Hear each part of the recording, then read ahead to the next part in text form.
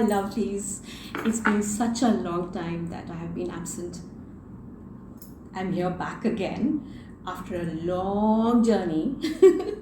Actually, it wasn't that long, but then there was so much happening around me. So I thought I'd share it with you today.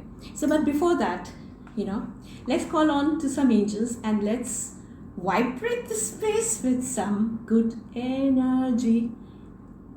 Okay, here we go. So I'm going to play this. Close your eyes and just listen to this and let everything go.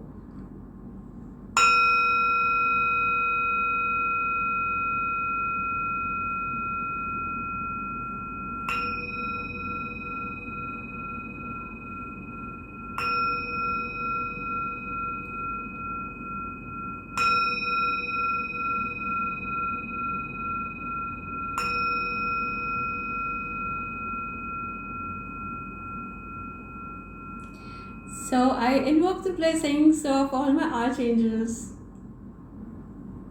and also my spiritual guides. And I also ask Ganpati to be here with us. So Om Gam Ganpate Namaha. So coming to as they are all around me now, I want to share my experience with you. So this is not a tarot card reading today, something very, very different. It's about your home. Yes. So I realized this, coming from, I've been kind of shifting to many places and I have been experiencing a lot of places as houses first and then transforming them into homes. As being a person who never owned anything and I have always been on a move, it's been a beautiful experience for me. So now what is that? What happens when we are looking for a place? We go and we look and search. Of course, monetary, the money part is important, that it should fit your budget. That is one. And second is, of course, you're looking at different conveniences, that what is around you. That is the practical side. But actually, when you walk into a house, what is it that you feel? Sometimes some homes you must have seen make you feel so welcome. They give you that beautiful energy and you want to just sit there always. You want to immerse yourself in that energy. And then there are a few places you go and you just want to run away. Why is that? Why is that? As we know, and if we look at it very practically, we would say, okay, now this is a house. It's made up of brick, mortar, and so on, other materials. What is so special about some houses or homes and others? So there is lots of things going behind our back, man. So let's take it like this, that I would say that whenever I walk into a house, as you open the door, the main door, it is almost like you're walking into a different space. It's very mystical, yes. You will just walk into it and you feel that besides the door, the walls, what you can see and perceive, there is something much, much beyond that. There are doorways, which we cannot see. There are spirits abiding there. The house itself has a life force. Now, how does that help? How does that work? Okay, so we as a human body, we have chakras, okay? We are made up of elements. We have, 7 chakras. The same way, if you see a house, a place where you go, you would see that a home, when you walk in, it also has segments, It has all the elements. Like, for example, if you go into the kitchen, it's like a fire element, southeast. I don't follow any kind of system.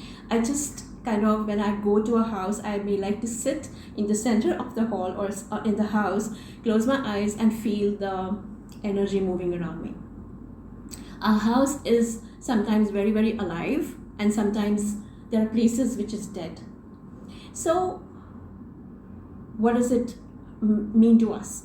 Okay, so as I said, that a house also has chakras, it is living being. How?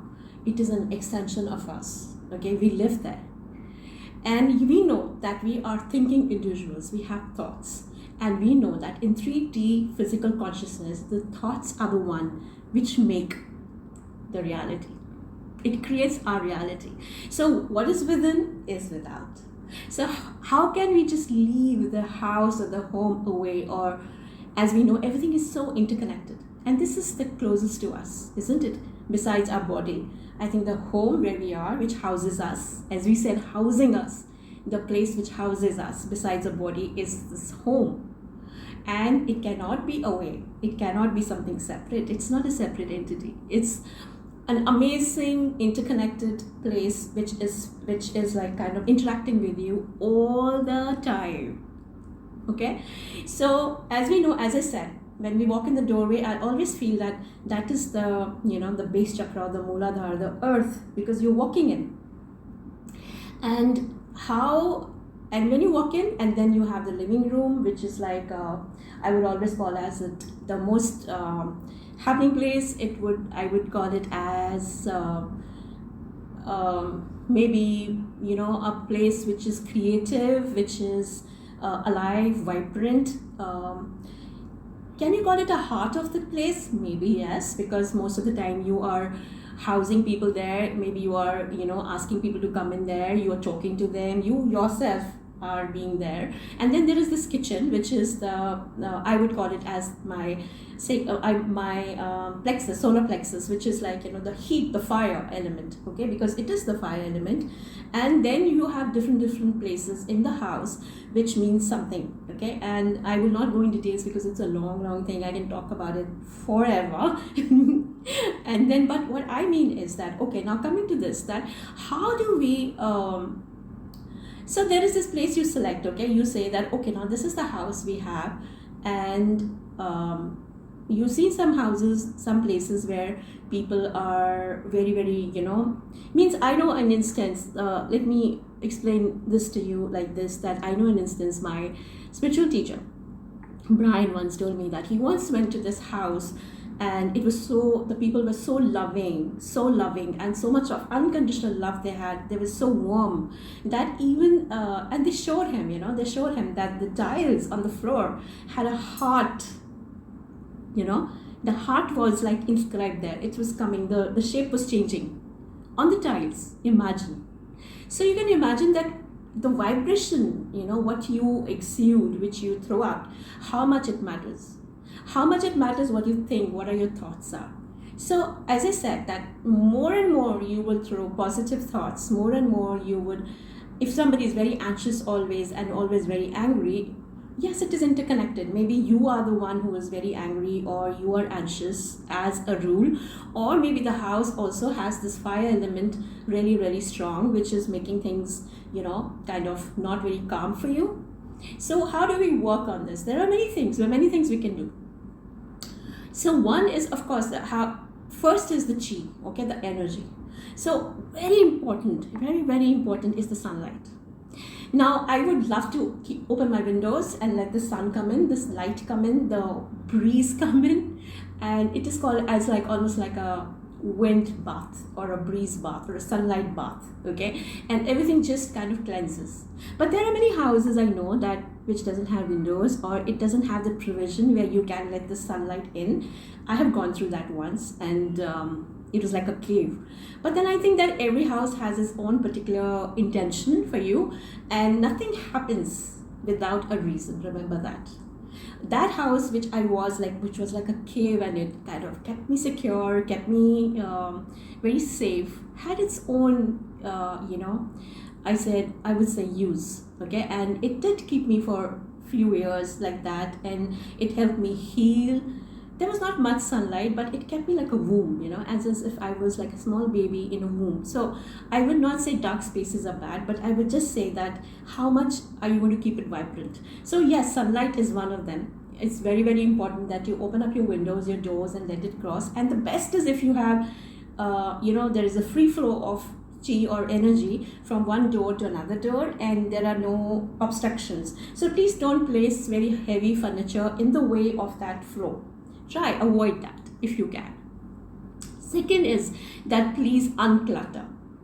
From last few years, I've been uncluttering everything, right? From the physical objects, which I don't require, because there's so much we collect. We collect so much of stuff and we say that we need this, maybe just in case kind of things which are put everywhere, and then they don't really serve us anything, and it is, first thing is, as we call spring cleaning or uncluttering, just unclutter. As we unclutter our mind, as we let go of those thoughts which are not good for us, the thoughts which are toxic, which are not really making anything better in us, replace it with something nicer. And in your house, you can unclutter that. You can let go of those things which are not useful. Maybe your cupboards in your living room, just make space, more expansive it would be. I am telling you, you would feel much better, because you would feel that, you would feel suddenly your freedom. Third is that how do we make it loving? You know what I do? It's almost as if I speak to my plants. I speak to a tree. I hug them the same way I hug my walls. I'm not crazy, but it works. Okay, give it a hug. Make it feel loving, because this is the love which you are putting outside, which you are reflecting outside. And I'm telling you, everything is vibrating. Everything around us is vibrating. So more vibration, more higher vibration you will vibrate on, the things around you will vibrate higher. So nothing is separate. We cannot say that, I am different, this is different, nothing. In fact, the whole universe is connected.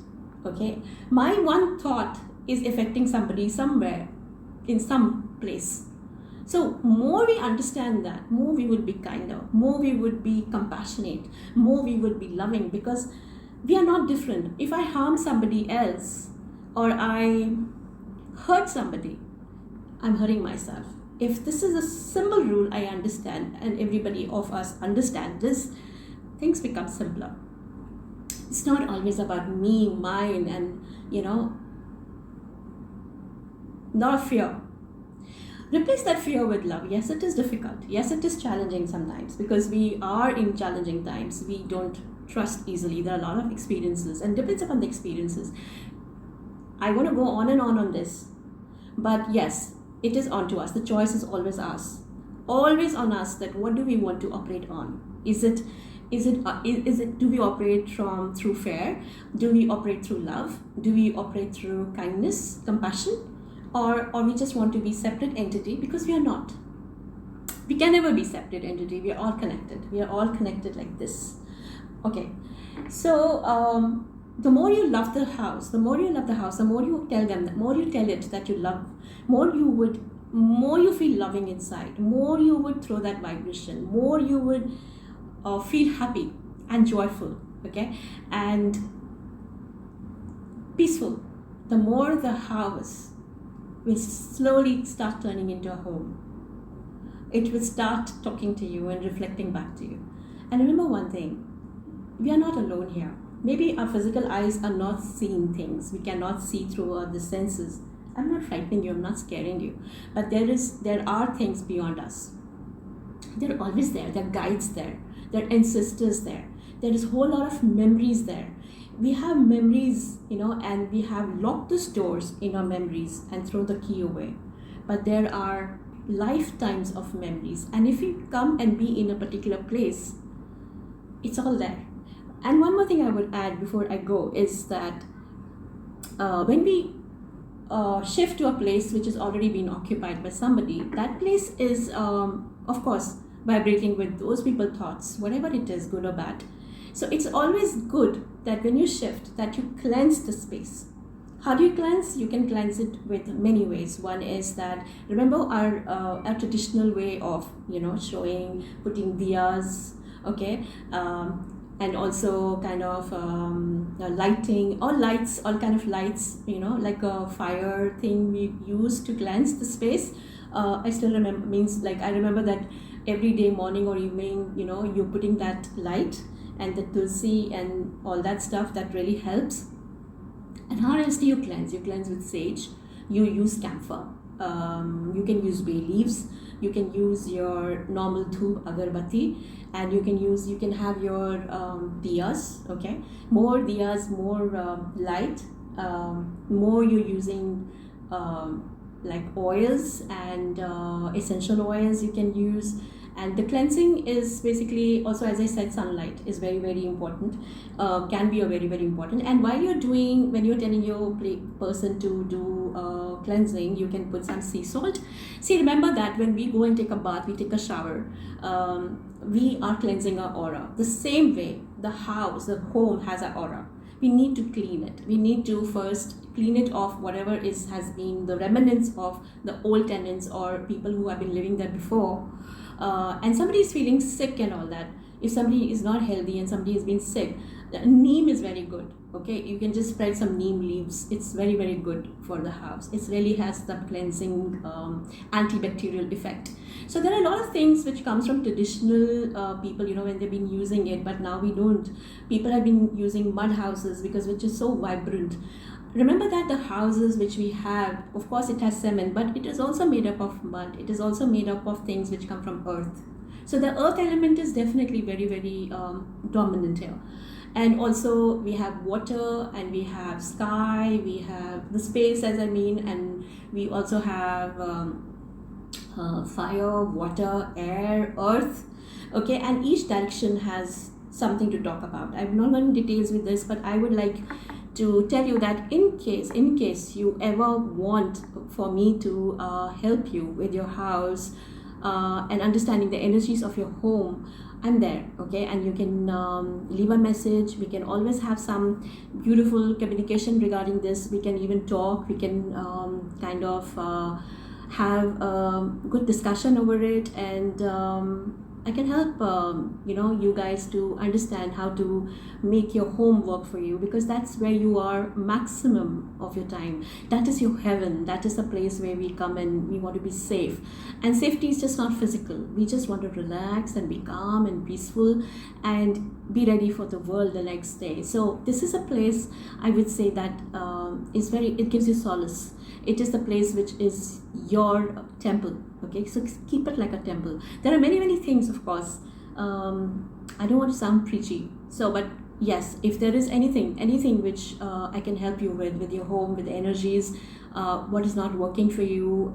But remember that it all starts with you. It all starts with me. It all starts with us. Okay, and then it goes to where we go. And it is like everything has a purpose. Everything has a purpose. It is not without a purpose.